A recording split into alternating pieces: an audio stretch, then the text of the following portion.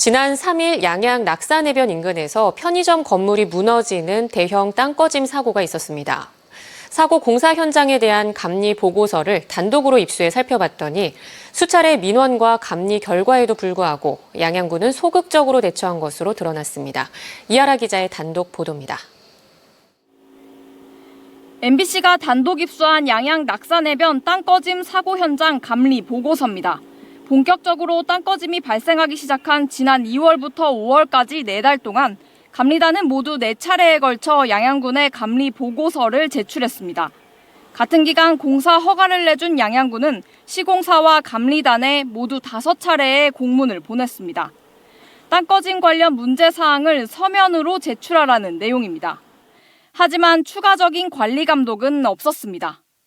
이달 초 편의점 건물이 무너지는 대형 땅꺼짐이 발생하기 전 마지막으로 진행된 지하안전 영향 조사에서도 GPR로 탐사할 수 있는 5m 이상의 깊이에 대한 집안 현황 파악을 추가로 진행해야 한다고 했지만 양양군은 관련 조치를 하지 않았습니다.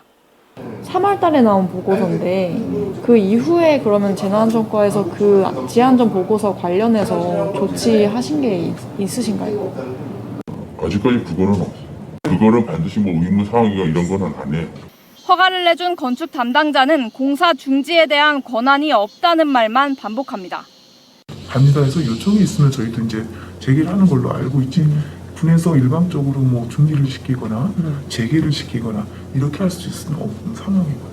하지만 건축법과 지하안전법에는 허가권자가 설계자와 시공자, 감리자에 대해 안전조치를 명령할 수 있고 이를 이행하지 않을 경우 공사 중지까지 할 수 있도록 규정하고 있습니다. 내가 담당자라고 하면 한 5개월 동안에 재해를 방지할 수 있게끔 조치를 했는지. 여기에다 감리자가 사고를 우려해 공사를 중지한 이후에도 양양군이 제대로 확인하지 않고 공사 재개를 허락한 게 문제로 지적됩니다. 근거 없이 공사 재개를 해준 거잖아. 위험하다고 판단을 했는데 현장 확인하고 대책을 수립을 한 다음에 그 다음에 이제 공사 재개를 승인을 해줬는데 그게 안 됐으면 그 업무 정지를 시킬 수가 있지. 편의점 건물 붕괴 사고가 발생한 다음 날 국토부는 사고조사위원회를 꾸렸지만 조사 엿새 만에 인근 공사장인 이곳에서 또 땅꺼짐이 있었습니다. 사고 현장을 포함해 낙산해변 인근에 들어설 예정인 생활형 숙박시설은 모두 14곳.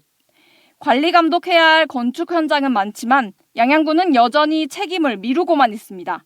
MBC 뉴스 이하라입니다.